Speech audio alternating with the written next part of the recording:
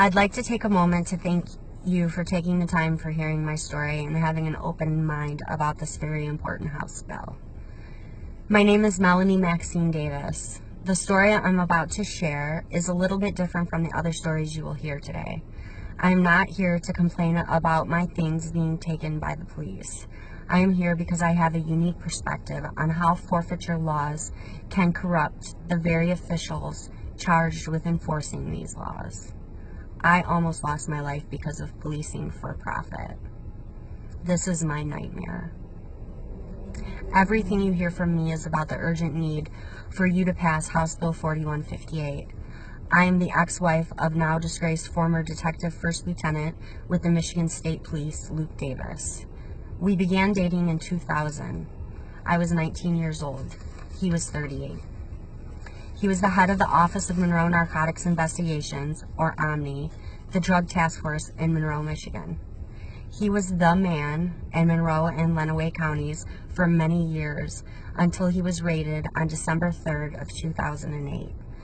He was subsequently charged with 34 felonies. They included felony possession of drugs, embezzlement, fraud, and misconduct in office, just to name a few. He accepted a plea deal for the sole charge of conducting a criminal enterprise in exchange for the other 33 felonies to be dropped. Policing for a profit is real. Luke Davis is a prime example of that. I'm here today to speak for the hundreds of people that will never be able to hear, you will never be able to hear from, and that will never receive justice. I've seen what he's done with my own eyes. As your work in the legislature reforming the forfeiture laws becomes widely known, more and more victims of policing for profit and Luke Davis have contacted me and told me countless stories of the injustice, threats, etc., all at the hands of Luke Davis and these teams of roving thieves, all under the guise of public safety. My own husband, who was in charge of taking drugs off the street, was in fact stealing them and feeding them to me. He had so much power, and all of that power corrupted him. Luke eventually went to trial after almost 5 long years of waiting and fighting for justice. He was sentenced to 2 to 20 years in prison. He served 4 months. Luke was released from parole in August of 2015.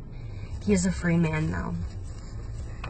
I can't help but think about all of the raids that he performed over the years, all of the lives that he impacted. I remember my husband bragging about seizing jewelry, designer purses, expensive sneakers, computers, cars, boats, even homes. He would go into these homes with the sole intent of cherry-picking items he wanted for himself. It was like his own personal shopping spree.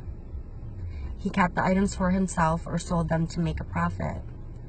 These drug task forces have way too much power, and where there is too much power and no accountability, it becomes a breeding ground for corruption. My ex-husband is a prime example of this. I watched innocent lives destroyed because of his greed, and I almost lost my life because of it.